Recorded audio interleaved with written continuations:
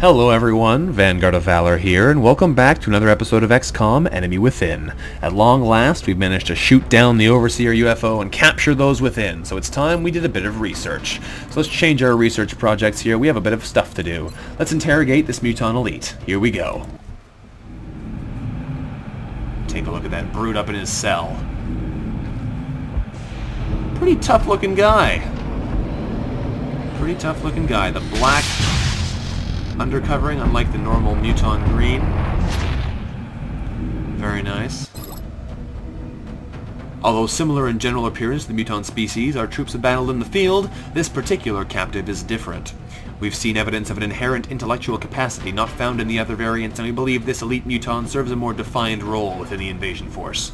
The captive's sheer physical power and increased savvy make its interrogation both dangerous and exhilarating. After establishing an enhanced security protocol to deal with the risks involved, we began the interrogation process using our previously established techniques. As it turns out, this captive had the distinct honor of serving as a guard within the alien force and had a complete understanding of the various weapon systems available to the invaders. With this knowledge at hand, I believe this information will greatly reduce the time we spend researching and developing these new advanced weapons. This gives you the all-weapons technology credit. Very valuable. Next, we'll do the interrogation for the ethereal. Here we go.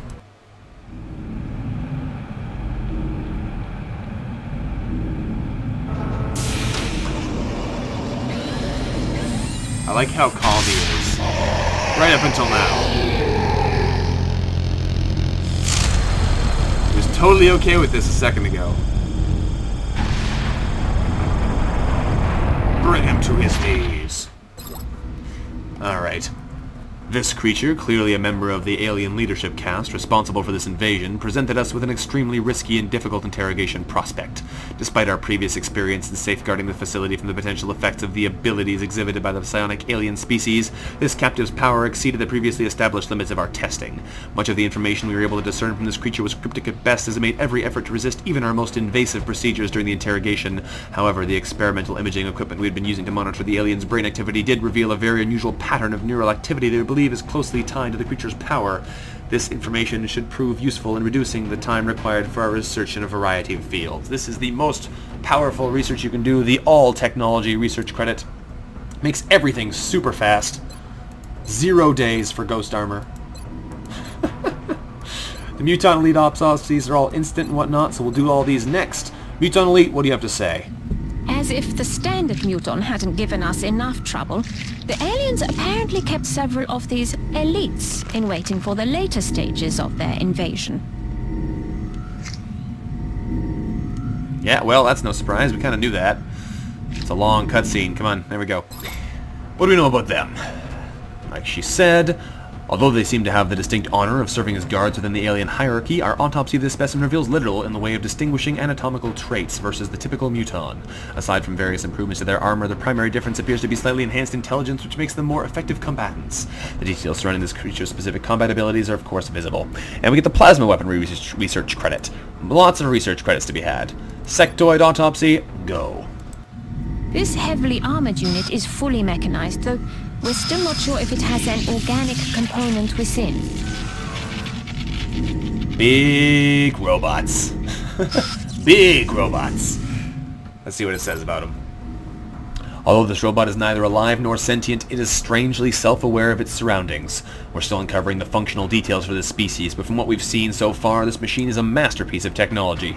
Based on our initial testing, we've discovered an extremely intricate program that's implanted in their macro processors.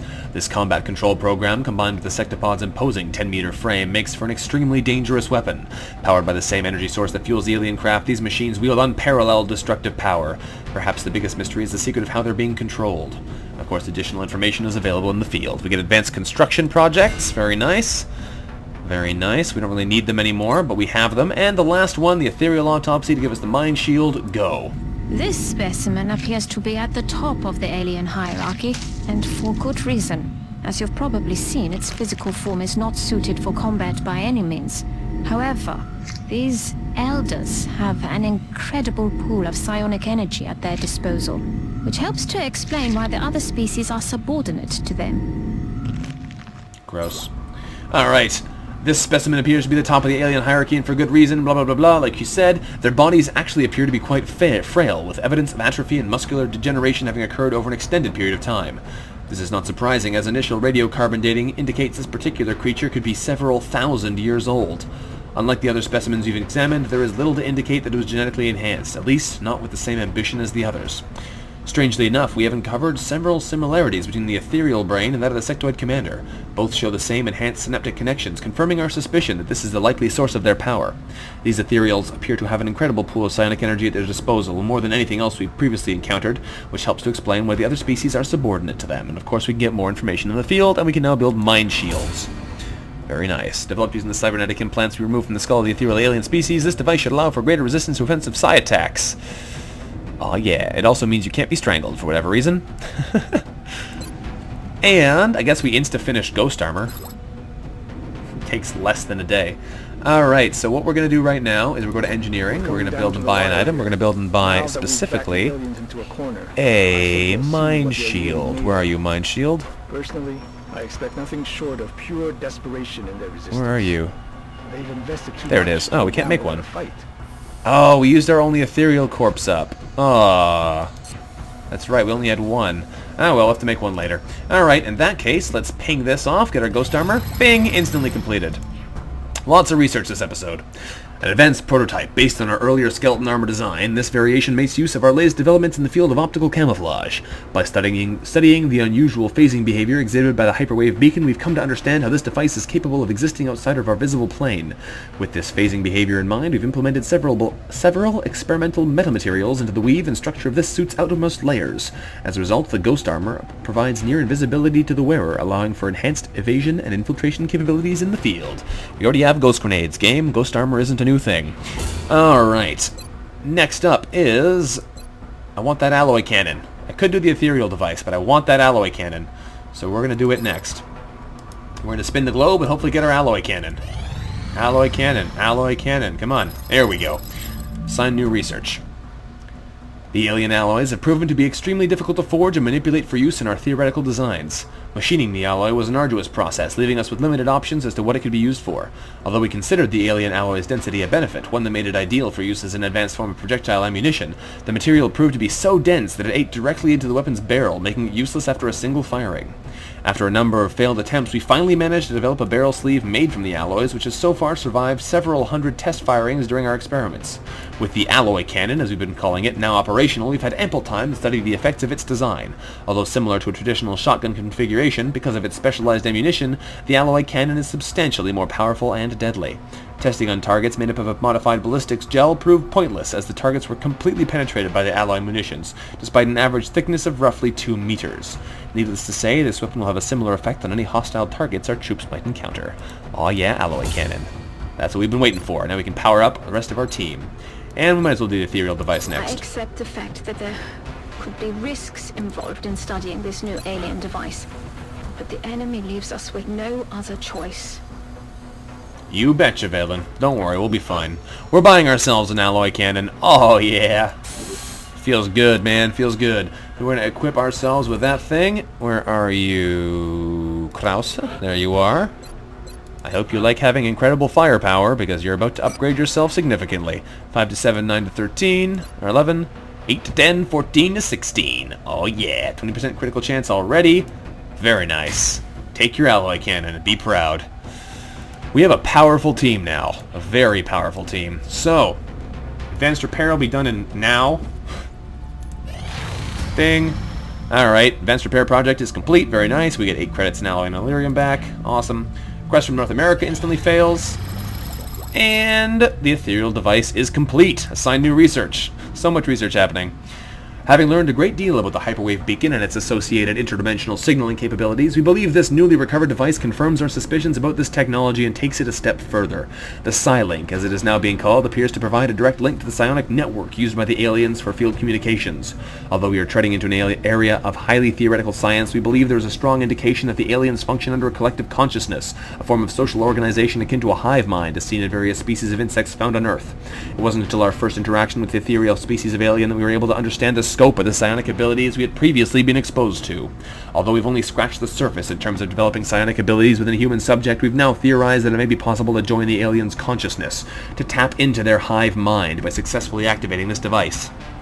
However, in order to ensure the safety of XCOM's headquarters, we'll need to construct a chamber that minimizes the potential risks to the rest of the facility during the activation process.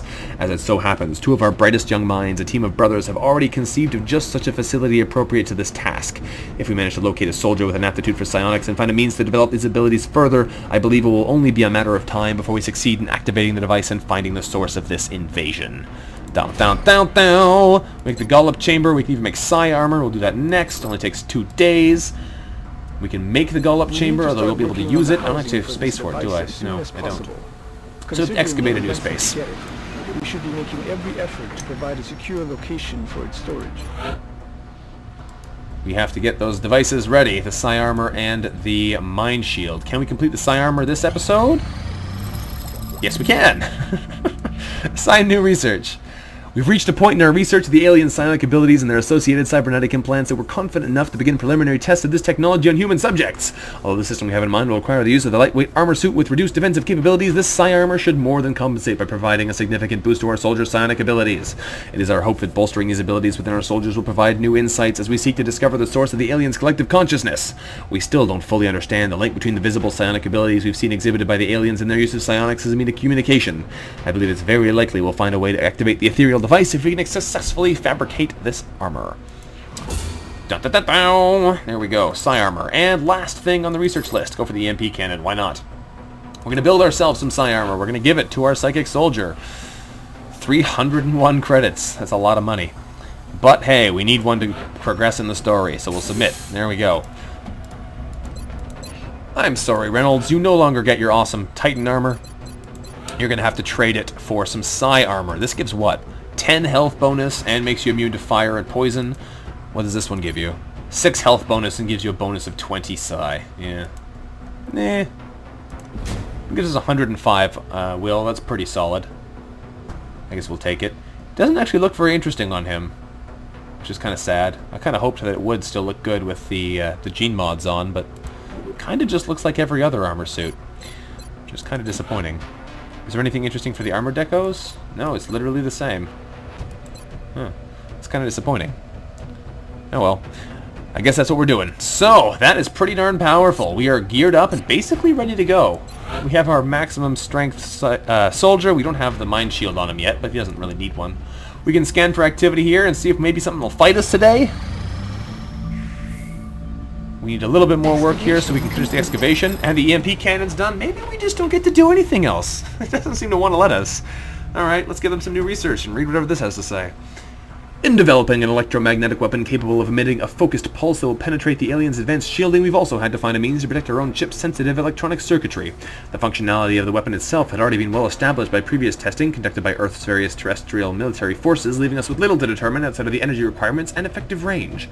Although the additional shielding required to protect our systems will necessitate a reconfiguration of our ship's hardpoints for the weapon's mount, I expect the engineering team will have no trouble fitting the device into position. If our pilots can successfully deploy the pulse against the alien craft, we should be able to bring down a UFO with minimal damage to the artifacts and equipment carried inside. EMP cannon, shiv repair available. I think shiv repair is the one that lets you fix things with your arc welder. Yeah, upgrade our arc throwers to the drone's robotic repair ability, which is pretty cool because that can repair your mechs. So we're probably going to get that one. There's no research left to do. We have tapped out the research potential of this game. We are going to go to the Build Facilities menu, build a Gullop chamber underneath the Psionic labs, because nothing could possibly go wrong from combining those two things. This takes all of our remaining money, which is perfect. And begin construction. It's going to take 14 days. That should be fine. With that underway, beyond that, all else I really want to be able to do is buy myself... Where is it? What was it? That other thing we just got access to. Oh yeah, I don't want to buy an EMP cannon. What am I talking about? No, it's the Foundry project I wanted. Yes, right. The Foundry project. How much is the shiv repair function? 35 credits. Definitely doable.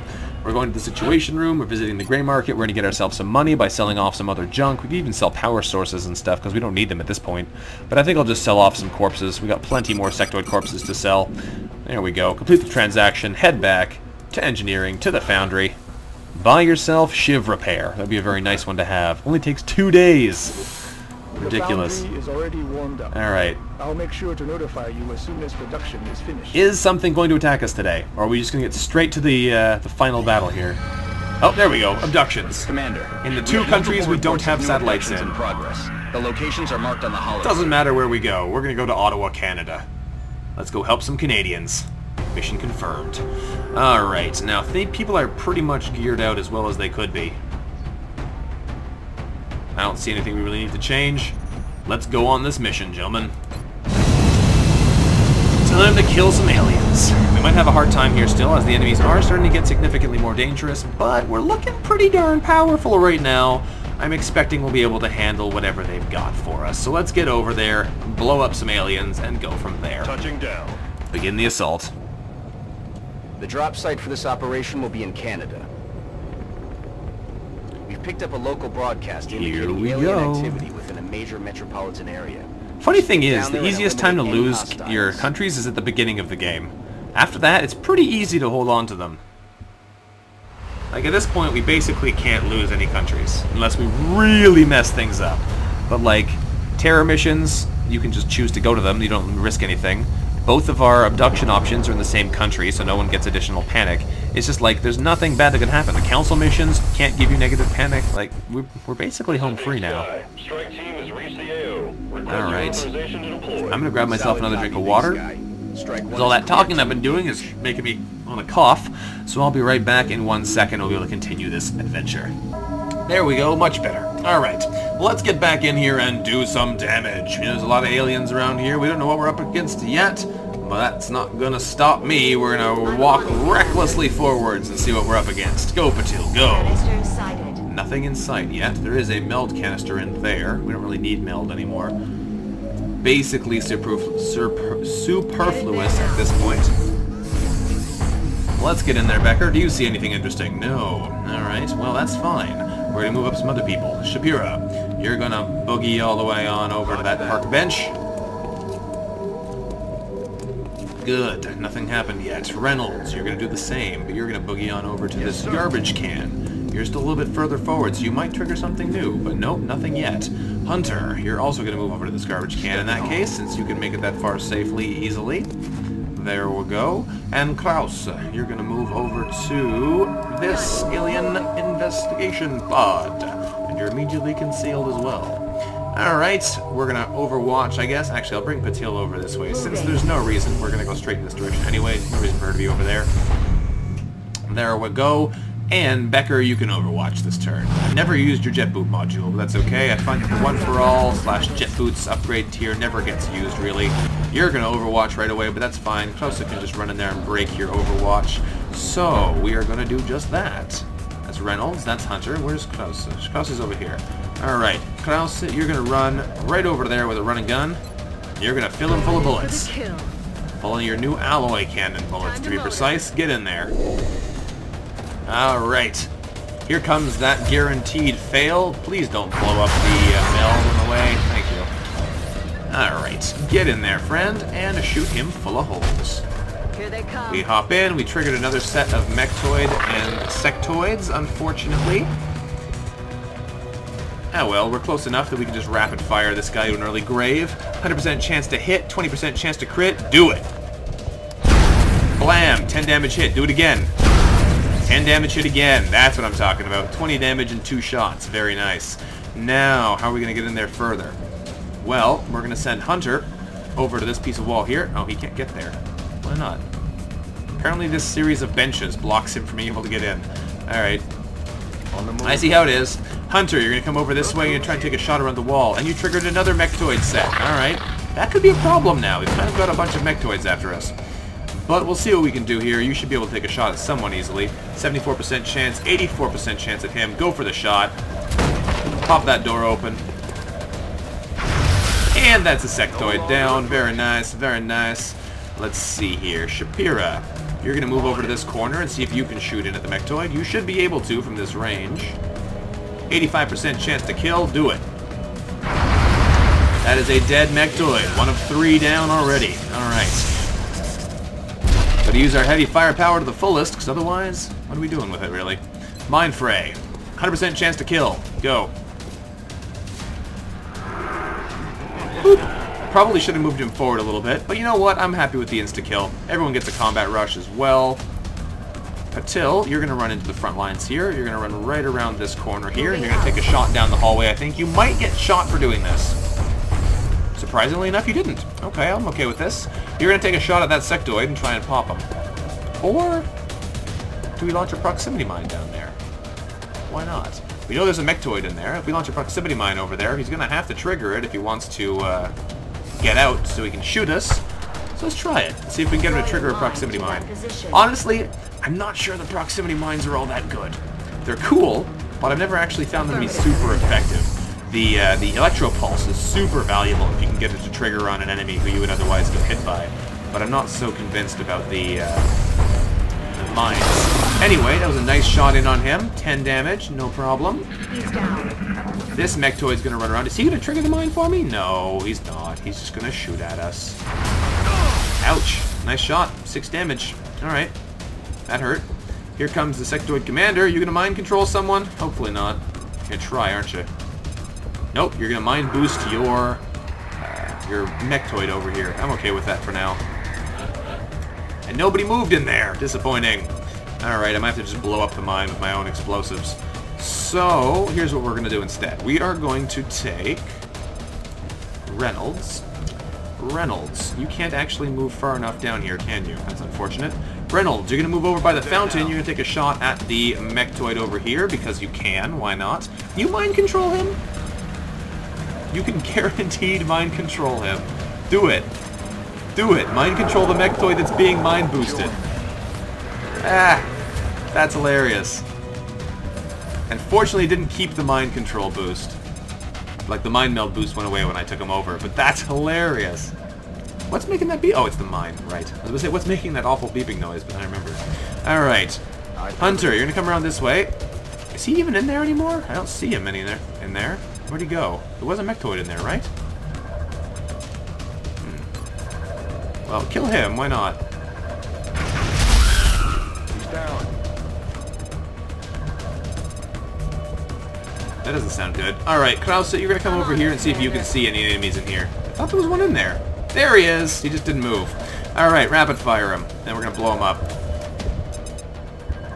1 shot, 9 damage. 2 shots, 10 damage. Maybe we'll just kill him and leave the mine there on the floor for all time. But the beeping does get really irritating, so maybe not. I don't know.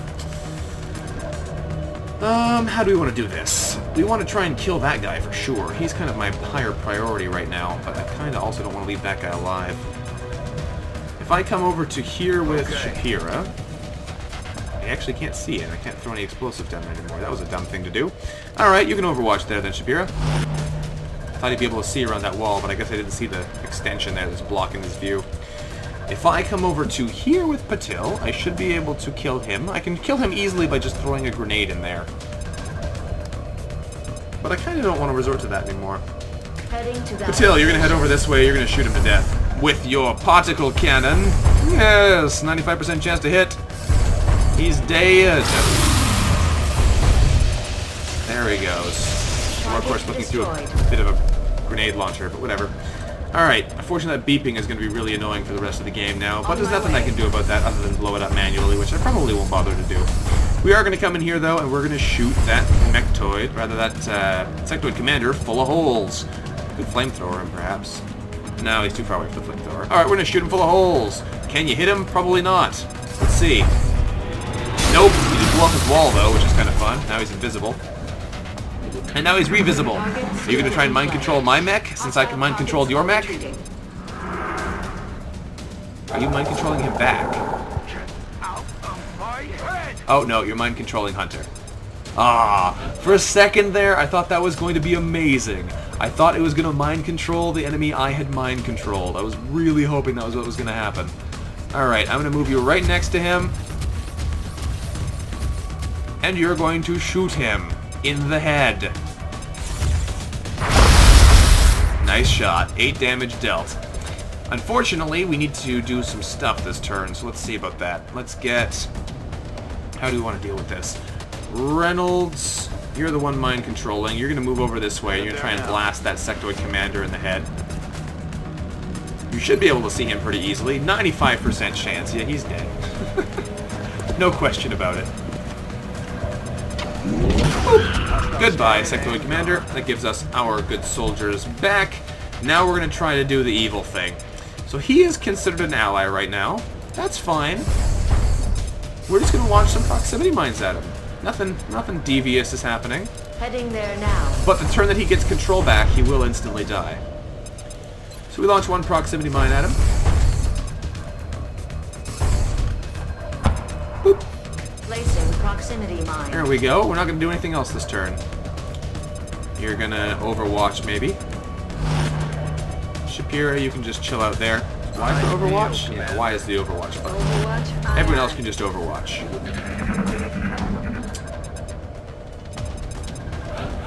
Alright, Patil, you're going to throw another proximity mine at him. This should be the last turn we have control of him.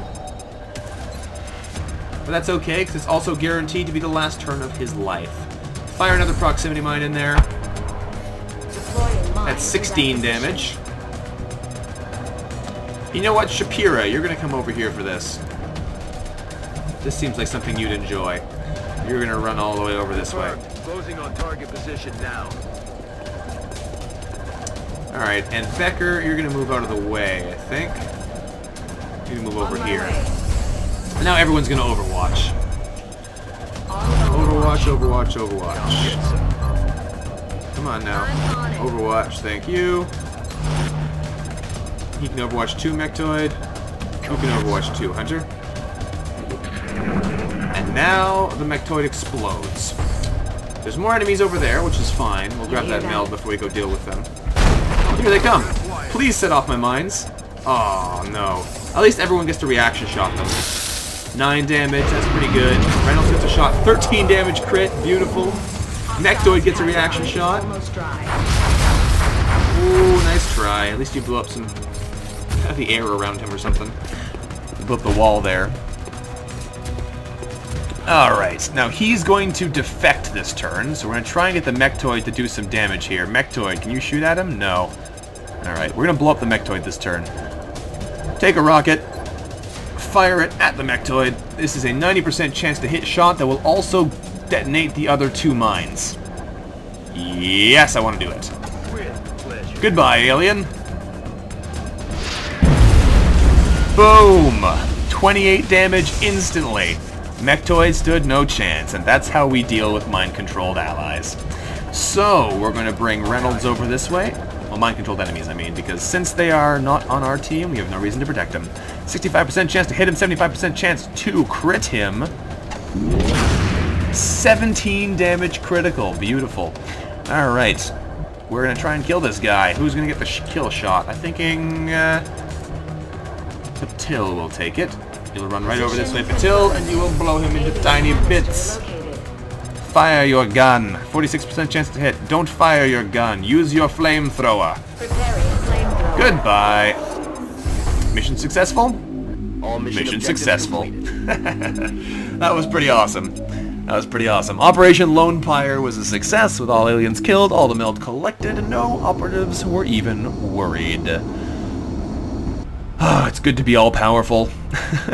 You definitely reach a point in this game where you just can tank whatever they throw at you. Sectopods are the most dangerous thing they've got, but they don't bring them often enough to be a real worry. There's going to be some in the final mission, as there's always 2, but we'll see how that goes. So, an optimal performance very by nice. our soldiers, Commander. The additional meld will surely 72 kills for Reynolds, 72 kills for Patil. That's pretty outrageous. Shapira has 65, Kraus has 68. These guys get work done. There's 6 sectoid corpses, a bunch of other bits of stuff, some Illyriums, some alien alloys, some weapon fragments, some melds, some mechtoid cores. Yep. And Canada has calmed down. We also got 4 more engineers. Woo! Very nice. No problem, Ottawa. Always happy to help you guys out in a pinch. And that means we basically have a global super happy. We have 2 countries with more than 1 pip of unhappiness. Jeez. Let's get that shiv repair project done. Oh, hello. I guess we don't get a shiv project done. Well, we're not going to do this time. We're going to have to come back and do this next time. This looks like an interesting battle here. with some ethereals, some muton elites, some mechtoids. There's no sectopods, which is interesting, but that's fine. We can go deal with them later. We'll back out for now. Thanks for watching, everyone. This has been Vanguard of Valor, playing some XCOM Enemy Within for you today. If you've enjoyed today's episode, don't forget to let me know about it in the comments below. Thank you again very much for watching, and I look forward to seeing you next time. Until then, bye-bye.